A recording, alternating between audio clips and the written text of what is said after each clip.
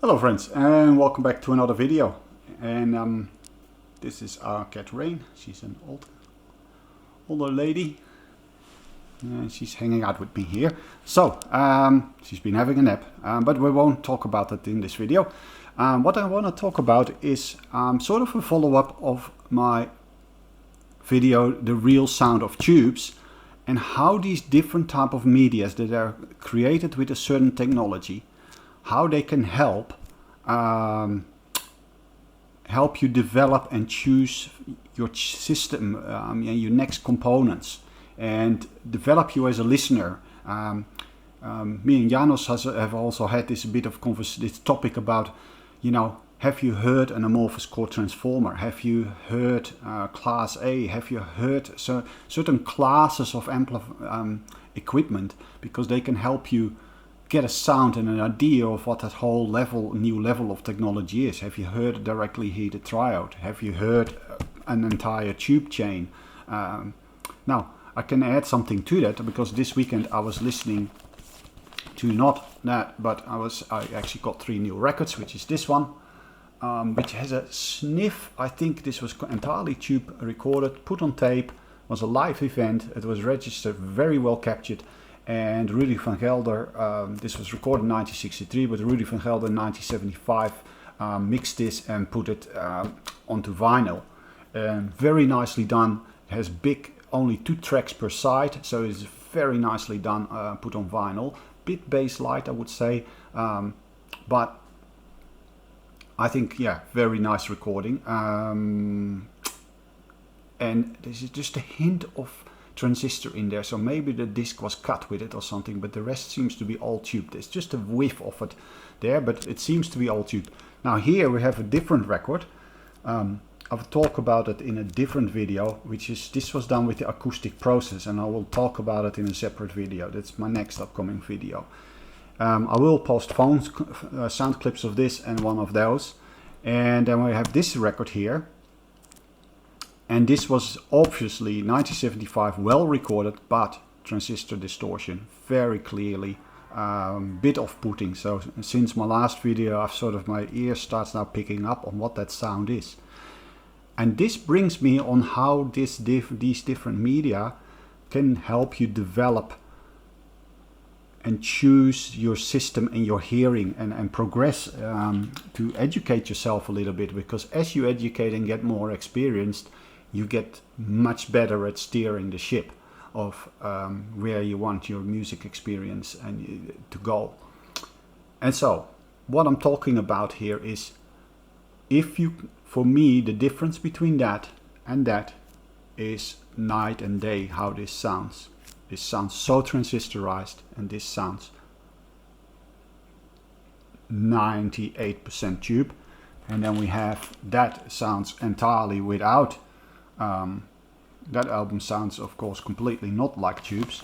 And then we've definitely got an all tube recorded album there.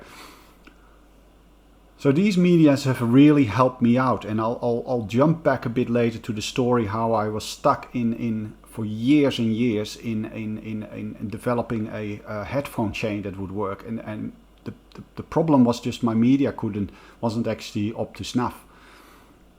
So how can this help? Well, if your system you can't really hear the difference between the technology used here, here, and here. It means your system is putting your sound in a straitjacket, is imprinting its own qualities on the music, and you can't hear the technology used to record it.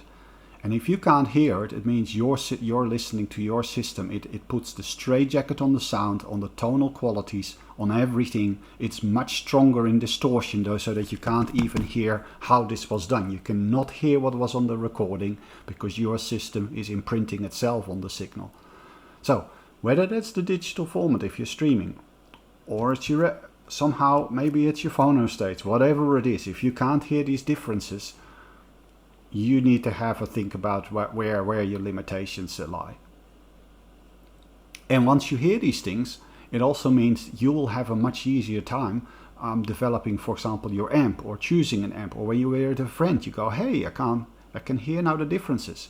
And this process is almost the same as Peter Quadrup says, that he does. He judges systems by judging by not comparing to reference, but by comparing the differences. So if a system that is able to sound way more different on this one than from that one than that one, it means your system is capable of doing all these different sounds, and it will bring it back to you. It will really extract everything that is in the recording. It has its own identity, that has its own identity, and that has its own identity. So having the right media available to you that allow you to do this, that's the thing. And you know what? Maybe a digital setup can also do that, but I personally found in my story, and this is just my story, this is not the only way probably, because so many, all the roads lead to Rome, but some are shorter and longer. So I was stuck for a long time in having, and I thought, because at that time I was still living in an apartment, and we had some audio setup, but we couldn't never play it that loud, and the acoustics were just with concrete walls and so on. It was just suboptimal, really not nice.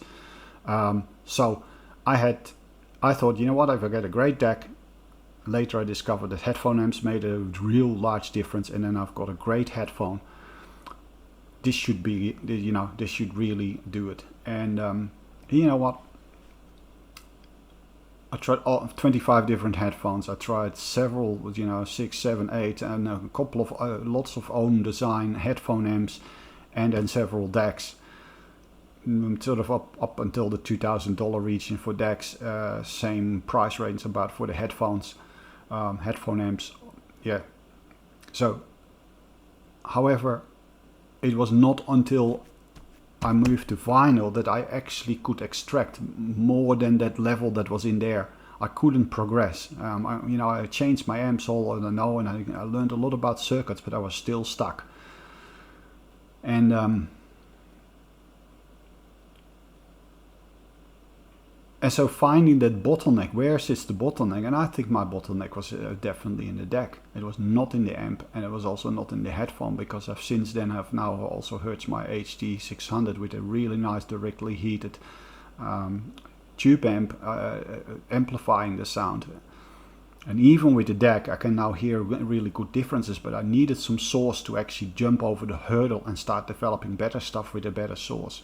So that is how different sources and good materials with different recordings, you can use those and see how much gets brought out, how much does the personality of each record come through, how much does the recording technology comes through. And as you start hearing these things, you'll be more fine-tuned. So that's how I think that you can help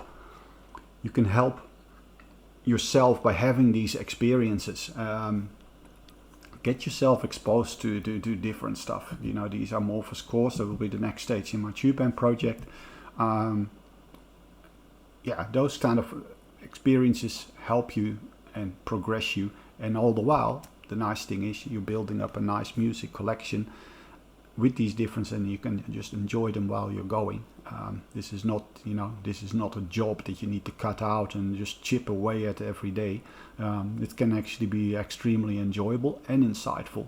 So and that's really the invite here. But to me, the breakthrough was from analog. Anyway, this video is long enough.